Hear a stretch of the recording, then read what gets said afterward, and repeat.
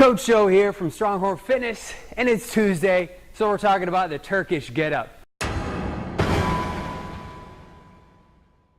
And in this video, I want to show you guys a nice drill that I use for myself as well as for my clients to kind of reinforce the good position and the good movement whenever we're talking about the windmill action going up and going down from that Turkish Get Up.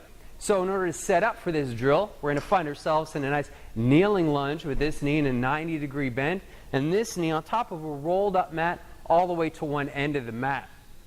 With a nice tight core and a nice neutral spine, I'm going to go ahead and clean my bell into the rack position. I'm going to press it up overhead. From here, making sure the shoulder is nice and stable, I'm going to go ahead and open up that back hip. So now we should be in that nice position of that windmill whenever we're doing our Turkish Get Up. Go ahead and look up on my bell. Now here's the fun part. This is really crucial. A lot of people miss this, is that we don't do this nice little hip tap here.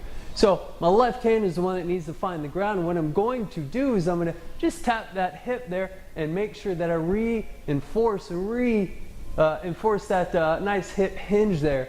So a nice little hip tap, reach the hips back, and then my hand can find the way down to the mat. And then when I'm ready for it, I'll squeeze that right glute, keep it a nice neutral spine, bring myself back up to that kneeling position. Again, nice little hip tap, hand finds the ground. The entire time I'm keeping my core nice and tight and a nice neutral spine, looking up at my bell and making sure that that shoulder is nice and strong. When I'm done, close off that hip, take it down to the rack, very gently, take it down to the ground. Switch over to the next side. You probably want to do 3 or 4 reps.